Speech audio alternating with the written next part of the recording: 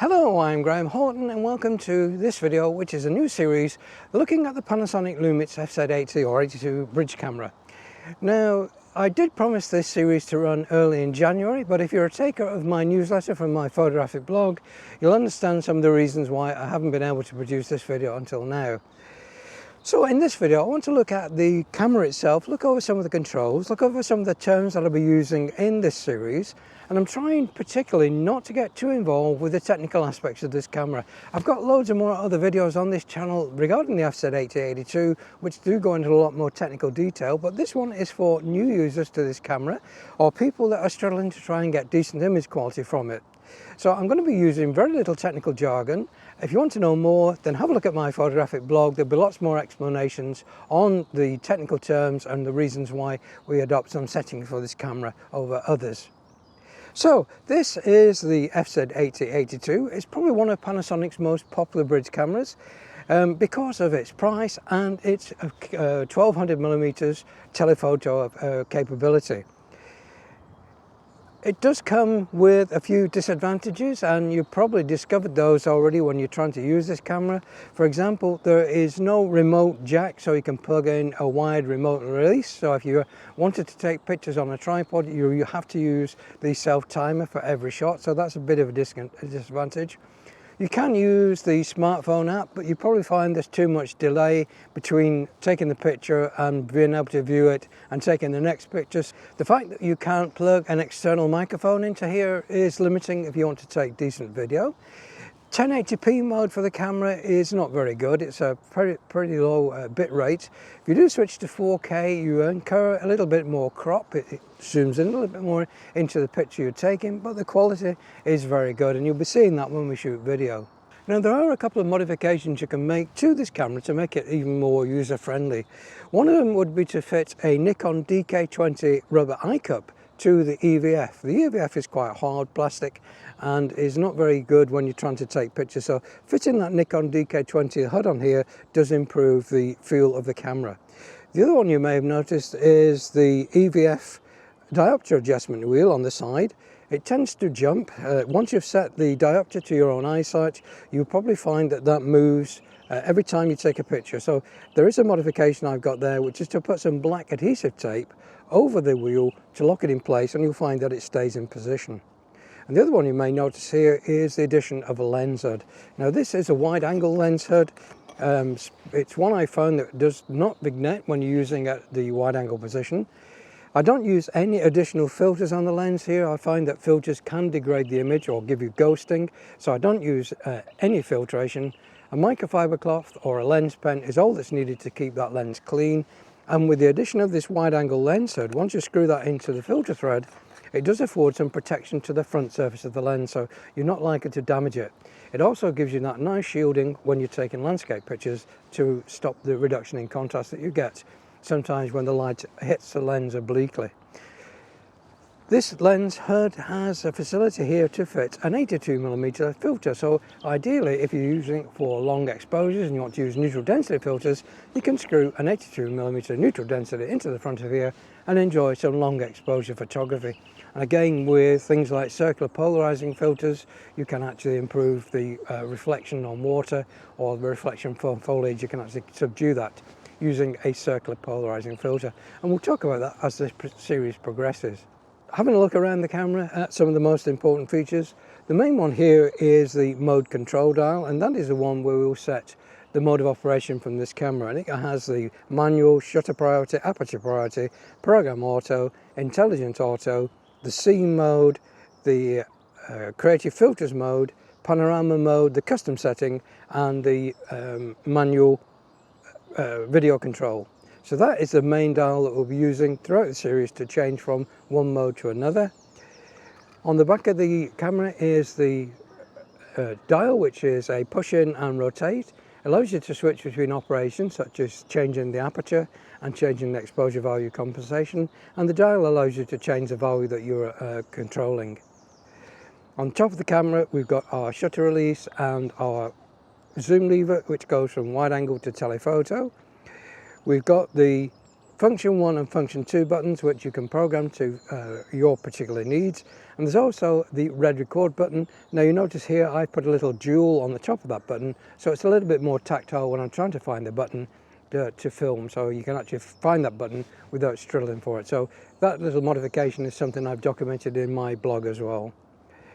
On the other side you've got the pop-up flash facility, so that pops up the flash, and you've also got the replay button and the other buttons, LVF, which switches between the LCD screen on the back of the camera and the electronic viewfinder. So that button is the one which will switch over between either using the eye level viewfinder or the LCD display. On the bottom, of course, you've got the tripod mount. It isn't on axis to the camera, so if you are taking things like panorama shots, sometimes the node point, which is the center of the lens, shifts and you don't get a good stitch, but you can put a plate on here to get that lens back on the optical axis if you need to. And again, I'll discuss that further when we look at landscape panoramas. In the bottom, of course, here we've got our battery and our memory card.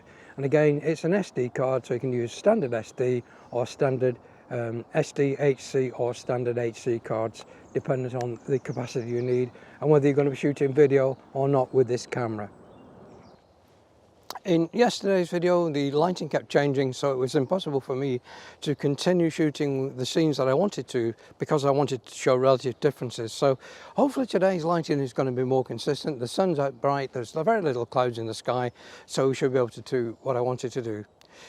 In this part of the video, I want to look at exposure and what the component parts of exposure are to make up your image.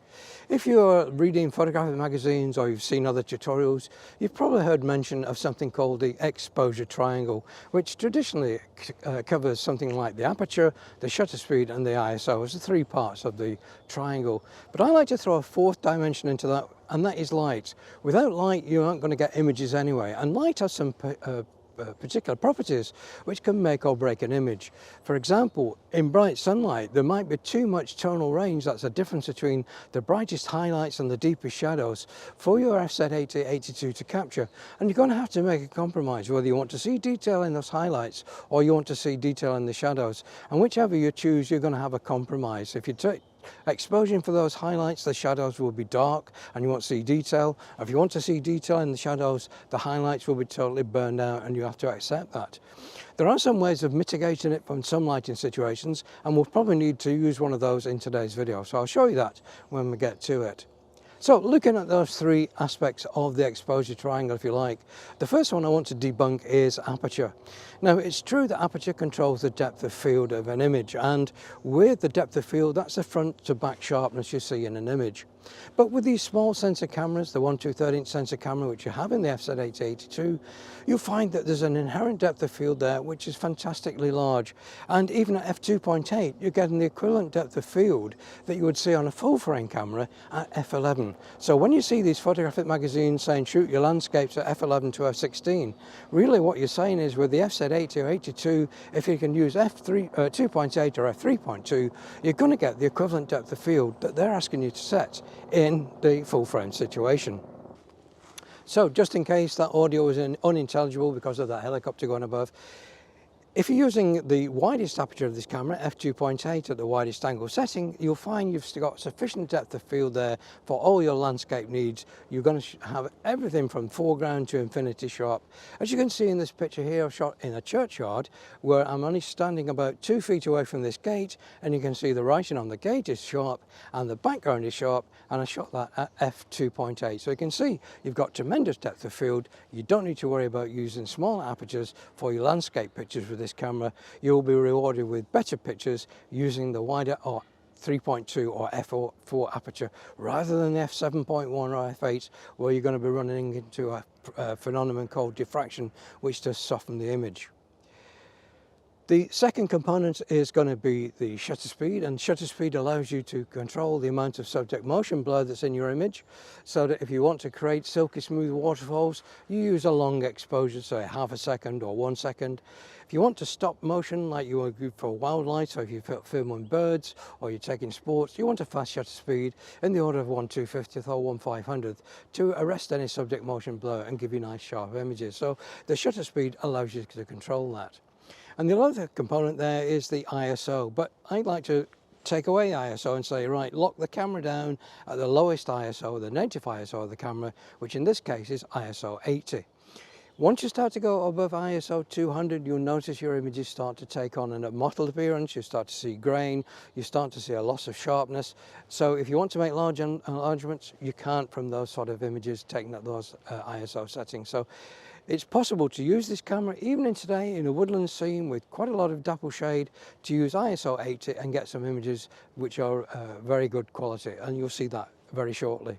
So if you can, just lock ISO at 80 and forget it, and you'll be using aperture priority or shutter priority to capture your images. And in most instances, I'll be using just aperture priority and setting the camera to something like f2.8 and let the shutter speed be controlled by the camera exposure.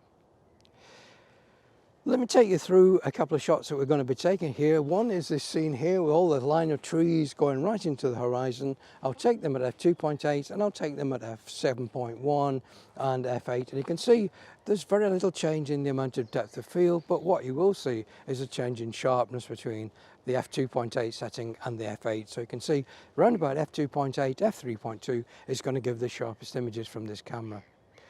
Then we were looking at shooting some plants which are in bright sunlight, and again this contrast range is exceeded that the camera can cope with, and I'll be showing you how to use fill flash to reduce the shadows and get that contrast range back under control. So it's a lot to do, a lot to cover, so let's get started. I'm going to just take a few pictures here at the moment of scenes around the woodland.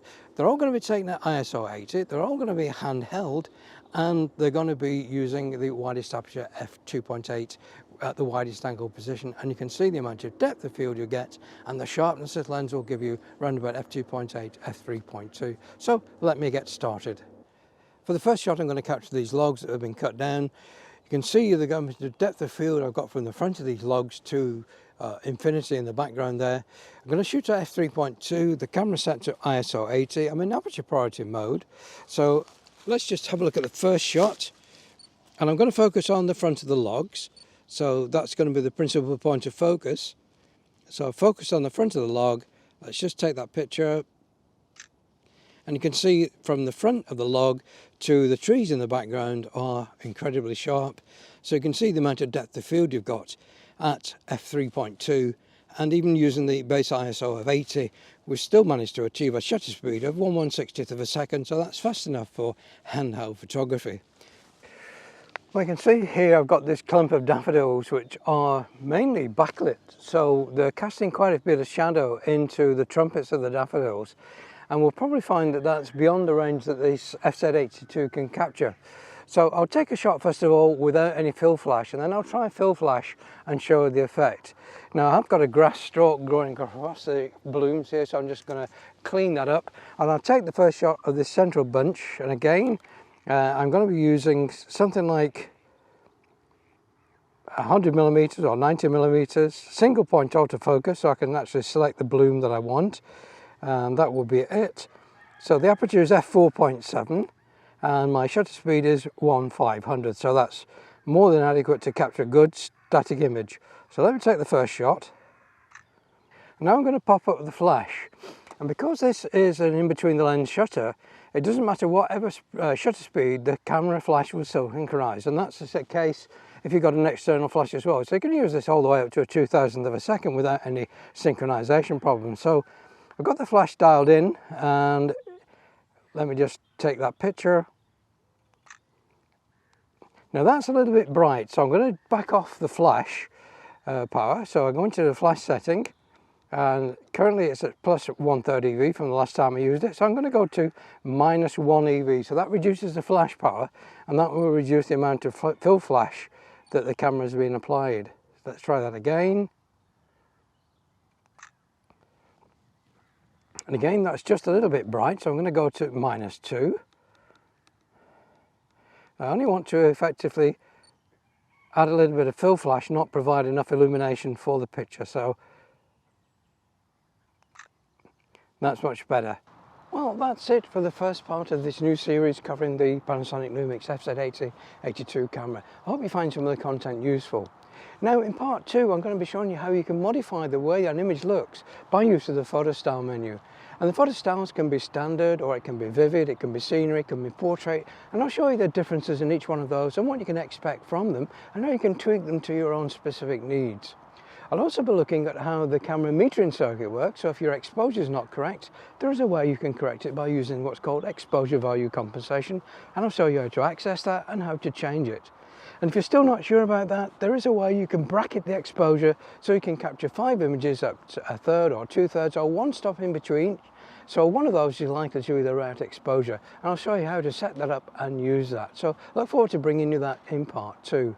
Now don't forget, there's lots more information about Panasonic Lumix bridge cameras on my photographic blog. I'll put a link to that in the video description below and you can check that out. Also on the home page is an application form to join my newsletter group, and that's going out to over 3,800 people now every month or 6 weeks, depending on the time I've got to put it together. It's more than a newsletter, it's a technical publication, and it's a way of saying thanks for your subscription. There's lots more information I publish on there that I don't actually publish on the blog. And also don't forget, I do have a FZ80-82 user's manual available on Amazon. It's in hard copy. You can either get it in colour or in black and white. The black and white is obviously much cheaper, and it's also available as a free download if you purchase the book from Amazon, or you can actually buy it as a download from my photographic blog page. So check that out if you've not already seen it. So until the next time, thanks very much for watching, and of course if you're a new viewer and you've not already subscribed, please do hit that subscribe button and the bell notification icon, and you'll be advised when I upload the second part of this series. So until then, thanks again for watching. Please do take care, and I hope to see you all very, very soon. Goodbye for now.